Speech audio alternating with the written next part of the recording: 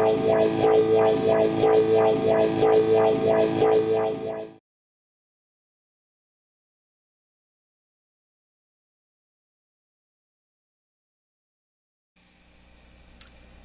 guys, how's it going?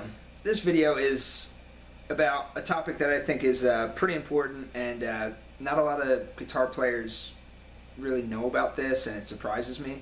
But this is the most important tool that I think you can get as far as your lead playing is concerned and learning music theory on guitar. And that tool is a loop pedal, okay? I personally use the Boss Loop Station pedal, but there's other companies that make them. Digitech makes them. Line 6 makes them. You can also go on YouTube and get backing tracks, or you can make your own backing tracks on various computer programs and whatnot. I like the Boss Loop Station pedal. I've never tried any other pedals. I'd rather have a pedal that plugs into my amp that allows me to use my own amp tone and allows me to write my own rhythm on the fly, as opposed to using a YouTube video, because then you're left to the constraints of whatever the person that made the backing track. You're using those chords, and it only lasts for the length of the backing track, however long the backing track is. You can also write loops on a computer program, and they can loop indefinitely, but again, with that, you have to write them first of all. It's separate from your amp, and so you don't have your amp tone. You have like a computer as you're playing the loop. The loop station essentially is like your own rhythm guitar player that you tell it what to play, and it plugs into your amp and it plays it over and over and over until you tell it to stop. Okay, so it's a rhythm guitar player that never messes up and never gets bored. All right, so the reason this is useful for learning music theory is because there's a lot of times as you go through these lessons, you'll see there's all kinds of scales, all kinds of arpeggios, what scale to use over what chord, when to switch scales, when to use this arpeggio, when to use that, blah, blah, blah. All kinds of stuff. And you can read about it. You can think about the theory about it if you want. You can even run up and down your scales all day long. But actually applying this stuff to music is really where you're going to make the most sense out of it, okay? So it's a lot easier to have your own backing track that you can record on the fly to practice your stuff over than it is to either not have a backing track or have to write something on the computer or have to be limited to whatever you can find on YouTube or whatnot. Okay, so just to give a little example of how you might apply this would be, say we have a chord progression, a 2-chord chord progression. All right, so the chords are going to be B minor and E major. Okay, so those 2 chords looped over and over. Say you're not sure if you should use the B minor scale or if you should maybe use the B Dorian mode, okay? Now, if you don't understand what that means, this isn't a lesson about theory. This is just trying to prove how you can use a looping pedal to make choices like this, okay? So, say that's the question at hand, okay? So I can simply lay down that chord progression by going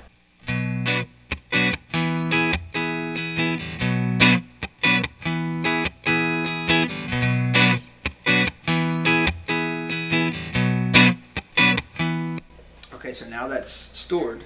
Alright, so now I can practice both my B Dorian mode and I can practice my B minor scale, also known as the B Aeolian mode in modal terms. Okay, so the only difference between the two is it's a 1-note difference. So it's versus, okay, so it's a very slight difference, but that's the intricate things that we tend to pick apart when we're trying to learn this theory stuff, okay? So I'm going to run the Dorian mode. Okay, I'm going to do this position. And then I'm going to run the Aeolian mode. Okay, so let's hear how the Dorian mode sounds.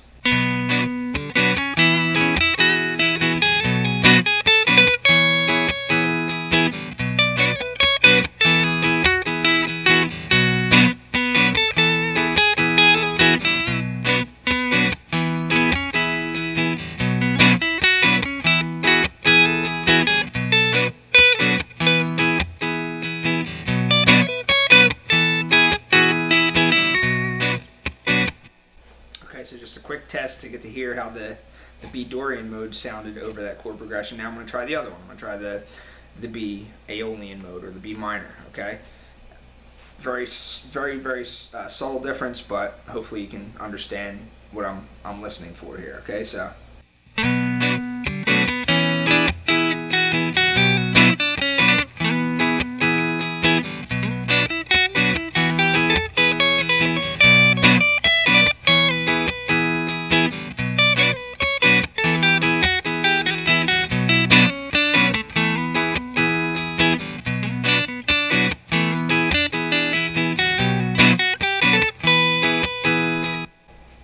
Okay, so it's a very subtle difference, but this note versus this note was really what I was trying to hear there. Okay, so I wouldn't have been able to really hear that if I didn't have a backing track to practice this over. Okay, or I could have went and looked for a backing track online, and hopefully maybe I would have found something that, you know, had the chords B minor and E major in it, looping over and over for a long enough time for me to do that.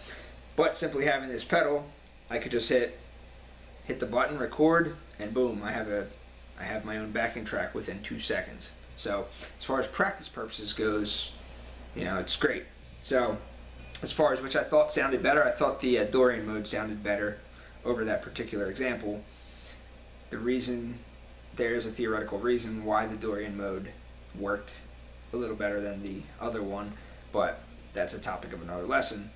Point being is having this little rhythm guitar player that hangs out with me, does whatever I say, and will play until I tell it to stop playing is a very, very helpful thing. Okay, so with that said, I'm going to give you an overhead view of this pedal and how it works, and you know, basically you can decide for yourself if you think this may be something that you could use. I personally think every guitar player should have it, but you can make that decision after watching this video. So let me zoom in here.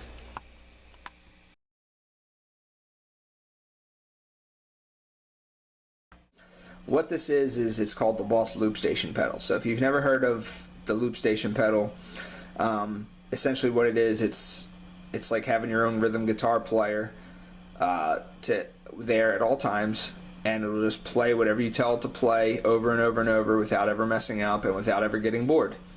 I use this all the time for practicing scales, arpeggios, practicing my phrasing, when I'm trying to learn solos for cover songs, and I use it all the time for live playing too. I do acoustic shows with just me and a friend of mine, and I'm the only guitar player, so when it comes time to do a solo, I use this pedal to essentially play the rhythm part while I play the solo over top of it. And this pedal can do all that.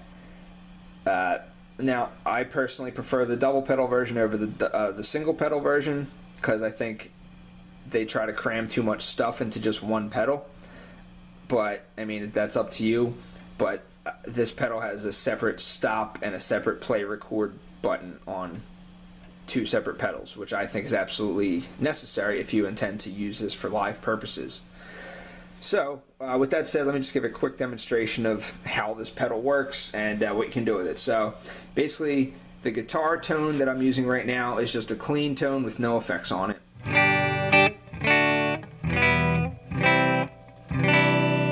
Okay, so clean guitar tone. If I wanted my guitar tone to be distorted, I could turn my distortion on.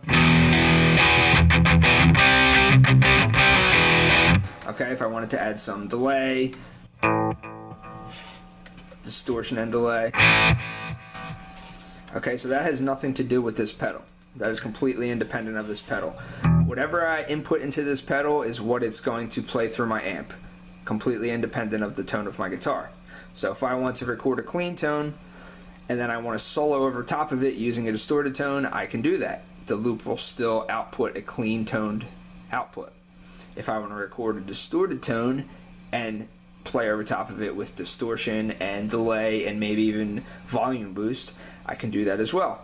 Whatever I input into the loop pedal is what it's going to output, completely independent of my guitar tone. Okay, so I'm just going to lay down a simple chord progression, just G, D, E minor, C. All right, so as soon as I hit the record button, it's going to start recording that. All right, 1, 2, 3, 4.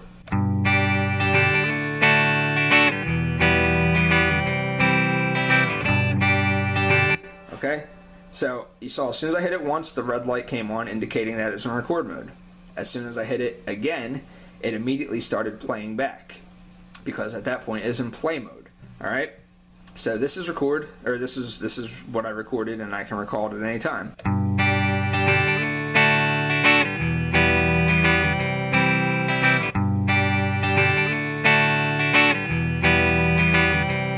Okay? And then I hit the right button to stop it. Alright, so I can just play whatever I want over top of that at any point.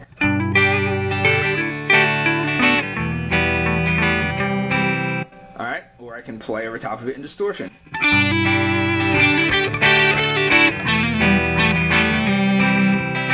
Alright, or I can play over top of it with distortion, volume boost, delay, chorus. I'm putting all that stuff on now. Okay?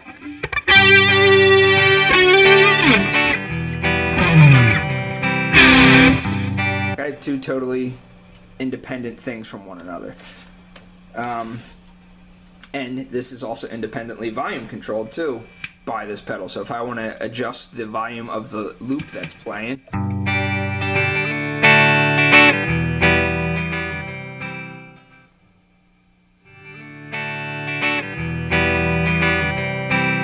then if I want to adjust my guitar volume,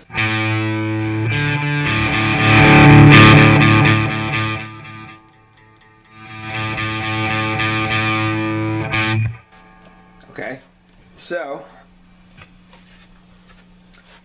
everything you want is, it's basically like having two different guitars. It's all going into one amp, but it's like having two different guitars. Whatever I input into this and record then becomes the rhythm guitarist, which plays through my amp. The volume can be controlled of that, and whatever I record it as is what it outputs as. And then I have my guitar, which is me playing, and that can be independently controlled with its own volume and any effects that I want to add to it. Okay? So, and one other thing that I wanted to show you about this pedal is you can also overdub things. So let me just show you that feature. Basically, that's also in the left pedal. So once I start playing, it's going to start playing the loop that's previously recorded, and then as soon as I hit the pedal again, the yellow light's going to come on indicating that it's in overdub mode, meaning that anything I play over top of the loop that's playing will also start to be recorded and also included in the loop. Okay, so I'm just going to play some simple just 4-note pentatonic lick, just overdubbed over top of it. Ready?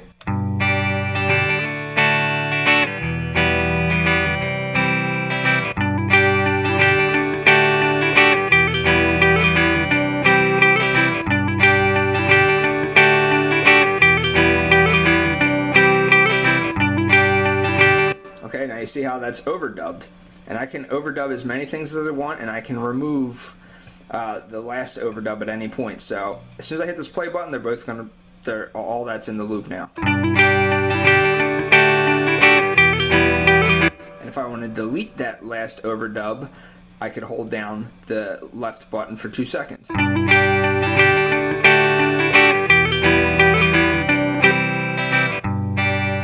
Alright, and if I want to bring it back, I can hold down the left button again for 2 seconds.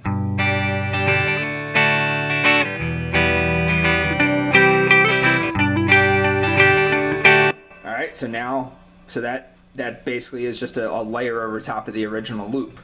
And I can add as many of those layers as I want over top of it. So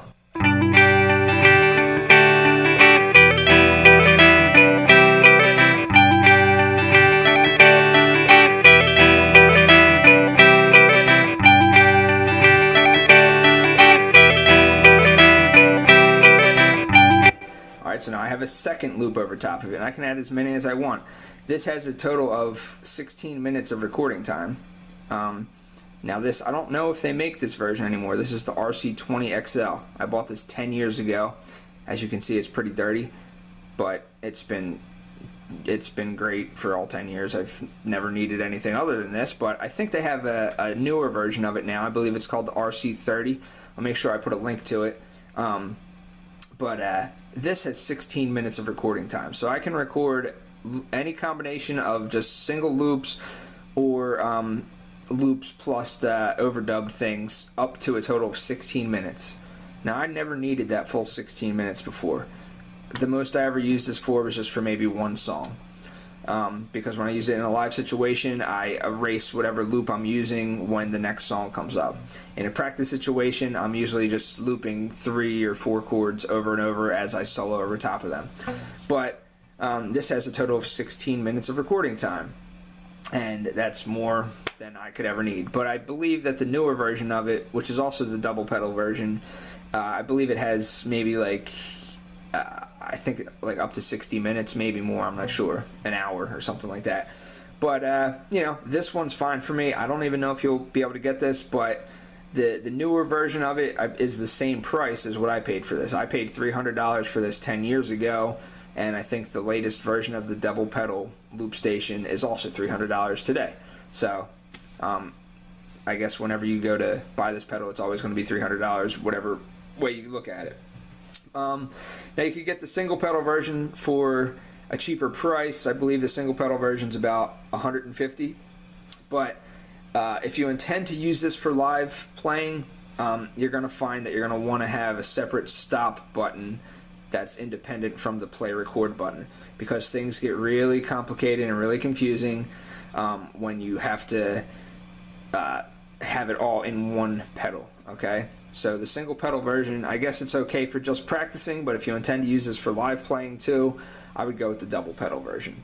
But I even like the double pedal version just for practice, just because it's very, very simple to use, because right means play, left means stop. I'm sorry, I don't even know my left from right. Left means play, right means stop. I just like having those two functions separate from each other. So that's that. So I'll make sure to give you guys a link to all 3 pedals, actually. I'll give you a link to the single pedal, the double pedal, and the big guy, the one that's you know, just the massive looping monster. But yeah, I mean, I think this is the greatest thing ever. It's like having your own rhythm guitar player to hang out with that never gets bored and will never ever stop playing what you tell it to, and it'll never mess up, so long as you don't mess up when you're inputting the initial loop. Okay, so with that said, thanks for watching, and you know, I hope you were able to gain something from this. All right, thanks a lot.